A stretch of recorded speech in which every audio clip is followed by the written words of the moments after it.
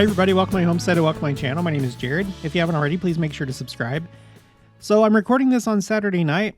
I almost went live because I saw this from Jerusalem Post that the IDF was expecting a possible major attack in the next 24 hours from Hezbollah.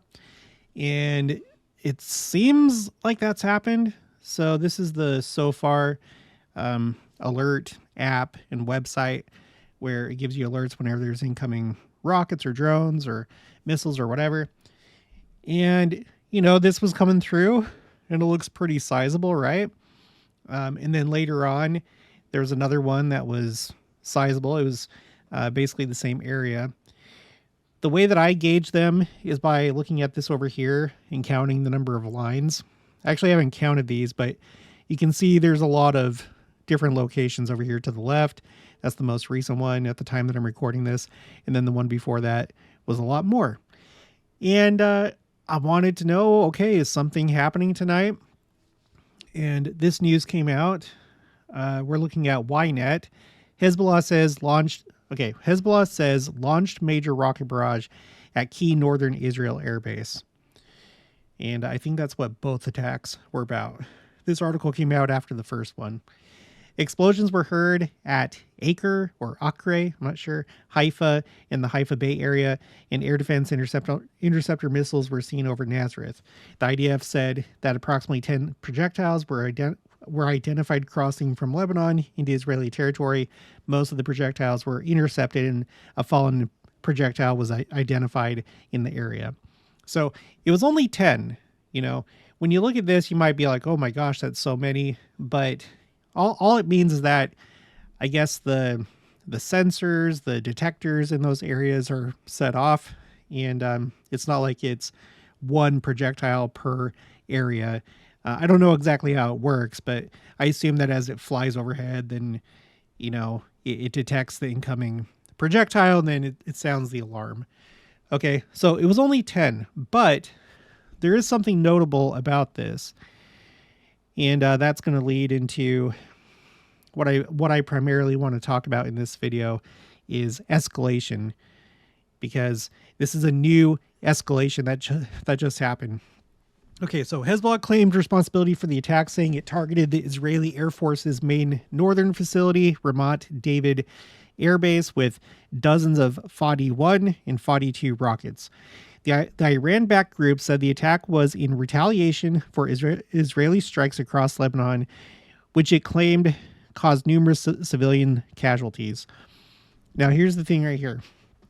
This marks its deepest strike into Israel since October 7th. So this is a new escalation. It's a new point in the war. And, you know, this comes on the heels of this, I'm sure you've heard of it by now, this pager attack where Hezbollah, they had these pagers because they wanted to avoid, you know, relying on smartphones, worrying that the Israeli intelligence communities could, you know, hack into their smartphones. So they wanted to go with the simpler technology, and they were, I guess, for some of their operations relying on pagers. Well, somehow Israel was able to, I guess, in the production process or after the production process, they were able to install these like explosive devices within the pagers. And then they set them off, and thousands of them went off. I can't remember exactly how many have been killed, but there have been deaths. I think the last I heard, it was like somewhere in the 20s. And then there were even more, you know, injuries as a result of that. So that was unprecedented. When I first saw that story, I was like, what? How did they do that? But then it came out that's probably how they did it. So you had that. Okay. That's an escalation. You have this. The deepest that Hezbollah has struck into Israel since October 7th. So a new escalation. And then on top of that, there's this. This is from the Times of Israel. Recently, Israel's been able to take out a number of Hezbollah's top leadership. There's this graphic that was put out by the IDF. Senior commanders of the Radwan force eliminated in the strike. So, and look at this guy. This is the head of Hezbollah's operations and commander of the Radwan force. So that's a high profile target. There he is. And then when you look at the broader organizational structure of Hezbollah, you have this guy that was taken out, but that was back in July. We're going to talk about him in a minute. So back in July, this guy, and then recently him, Ibrahim Akil. And then you have these people at these like lower levels, but still, senior leadership. So, things are escalating, and I realized I need to track this. I need to track these escalations. So I put together a spreadsheet like I always do in timeline order. This is called Timeline Israel War Escalations. So it's not necessarily like major milestones. It's anytime I think things have escalated, because I'm interested in that. Not that I want things to escalate, but if this is the final war, well, this is what makes it so that we keep slipping toward these final battles, right, in the lead up to the second coming. So either things can escalate or they can de-escalate, and I haven't seen a whole lot of de-escalation during this war. So things just continue to ramp up, and at this point, it seems like the focus is shifting away from Hamas in Gaza, and it's shifting toward the north, Hezbollah in Lebanon, because the Israelis had established like this military buffer zone in the north and evacuated all their citizens from that area. And they haven't been home in like months. I think I heard somebody today talking about like 10 months is how long they've been gone. And so those people need to go back home to their homes and back to their livelihoods. And you can't be in a situation where your country is like, there's a part of it that's too dangerous for you to live because you're being attacked from a neighboring country or a group in a neighboring country. So now that things are kind of winding up in Gaza, now they're moving on to the next problem. And everyone's fearing that this could escalate even further and become a regional war. We've already had one direct attack from Iran, and we're expecting a second one soon. We still haven't seen Iran's retaliatory strike. So let's just go over the key, like the main escalations. These are the ones that I was able to remember as well as look up. If I'm missing something here, please let me know, and then I'll add it. It has to be an escalation, something that's like, oh, now we're at a new level. Oh, this hasn't happened yet in the war, something like that. So the war began October 7th, 2023. The next day, Hezbollah joined, right? And then about a week and a half or so after that, the Houthis in Yemen committed to, support Hamas, and they essentially joined the conflict. They launched missiles and drones toward Israel. Okay, we're still in October of 2023. On the 27th, that's when Israel initiated its ground operations. That was kind of a big deal. And that was something that took a while. I remember just waiting, and everybody was waiting. Is Israel going to do this? And Iran was issuing warnings. If you do a land or a ground invasion into Gaza, then that's a red line. But they did it, and it seems like we're toward the end of that operation for the most part. Okay, and then November 9th, that's when, according to this article that I found from Reuters, my references are all over here in this column. That's when Israel essentially declared that the militias in Syria were now that was like a new front in the war. Essentially, they're now like officially part of this conflict in Israel's eyes. Later that month, the Houthis hijacked the Galaxy Leader commercial vessel That was a big story. The video from it was just like, it looked like a Call of Duty video game or something like that. It was crazy, but that took things up a notch. December 4th of 2023, the IDF pushed south into the southern part of Gaza. So up until that point, they'd been operating in the north, but their goal was to go through the entirety of Gaza. And so that was a key moment because things could have stopped there. Not that they would have, but that was like the next escalation. December 22nd, that's when Israel declared that the Iraqi militias were now part of this, and that was another front. Okay.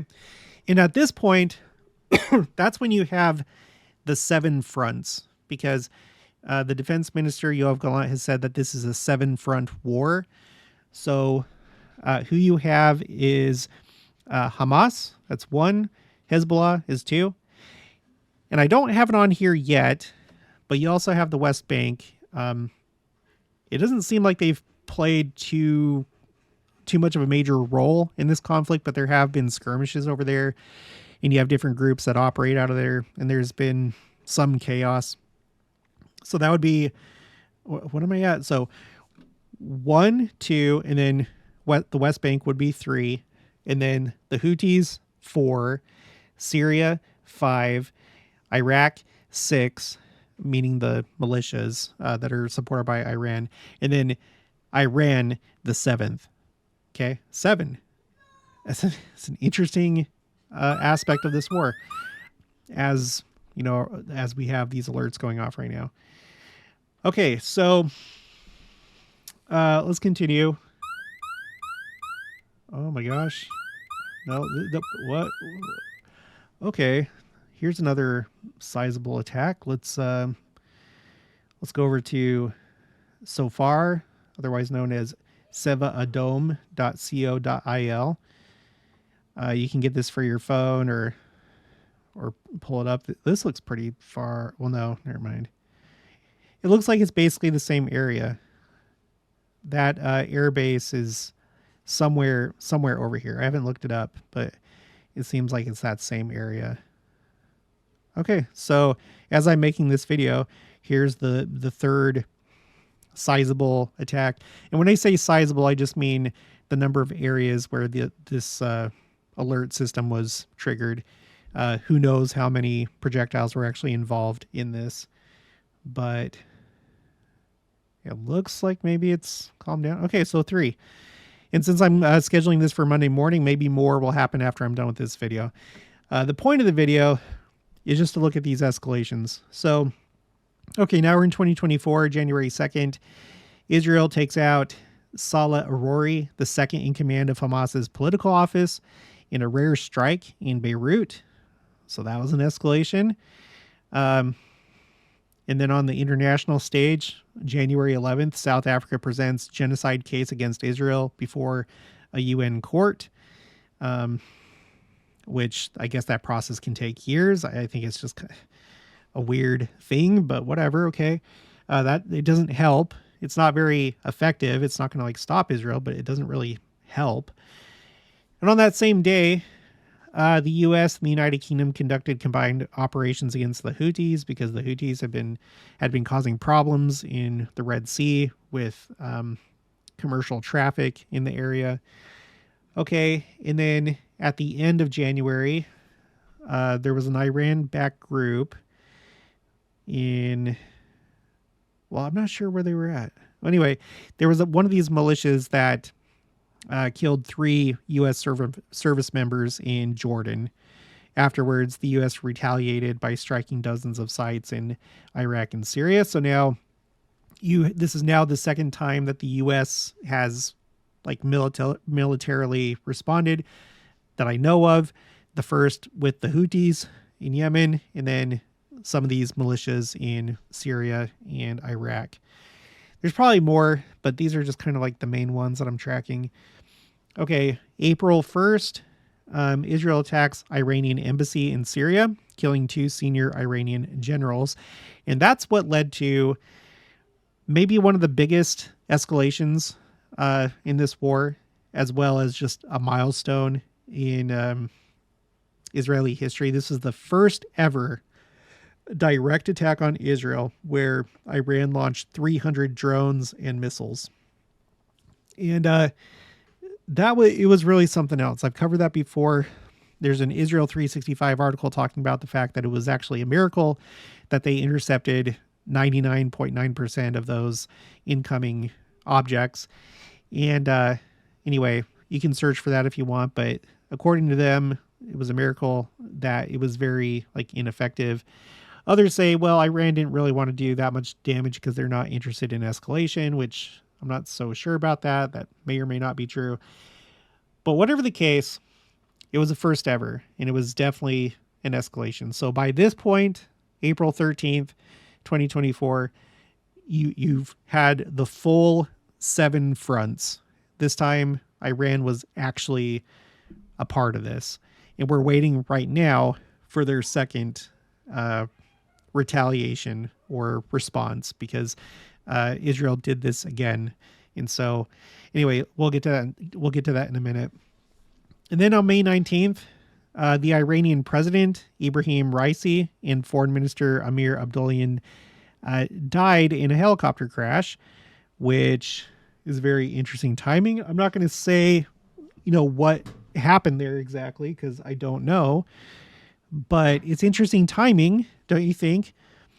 So I guess we'll find out at some point, maybe during the millennium. Some people think that it was an act of God. Others, it may have been something else that would have been in another party's interest, that this would have happened. I don't know, but I'm just putting it, on here, because if it was this right here, if it was that, then that's definitely an escalation. So only time will tell. Okay.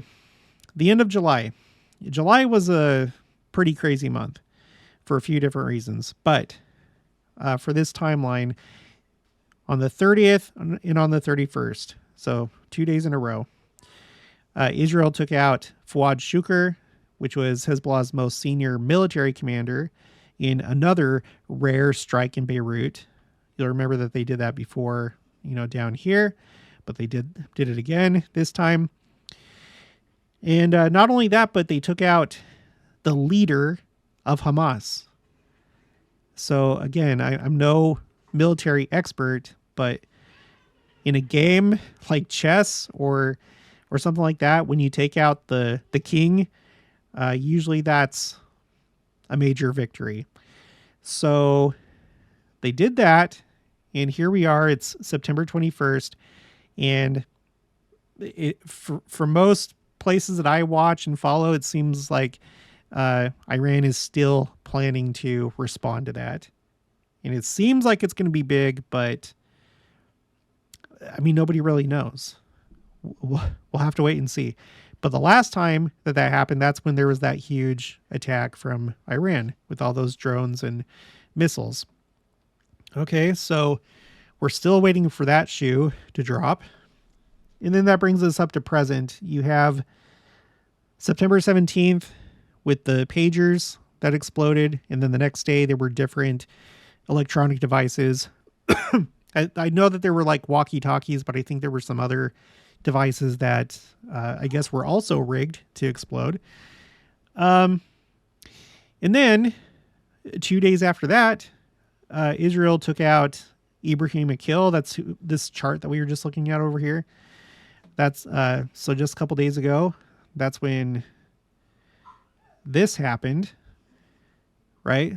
So just a couple days after the pager attacks. And my understanding is that really dealt a blow to them, because that was one of their ways of communicating. So, and then you have people that were, some that were killed, others that were injured. So it was kind of a big deal. And then on top of that, you have these strikes that took out these guys at the top. So yeah. And now the most recent one is this attack that just happened, the first one, where Hezbollah has fired the furthest south into Israel since the start of the war. So that's all that I have. I wish I would have been doing this spreadsheet from the beginning, but it's okay. Now I am. And this is what I have. So if I'm missing any other major escalations, let me know. But I guess the way that I view it is that, and I could be wrong, but the more things escalate, I feel like the more they're likely to continue escalating. I don't think you come back down from this very easily. Am I wrong? Are things just suddenly at some point things are going to start to taper off and everything's going to be okay? Because I feel like you keep pushing further and further toward that point of no return. And it really seems to me like people are looking for maybe both sides. I don't know, but it seems like there's this desire for a permanent solution to this crisis. To me, it feels like things have come to a head. I've said that before.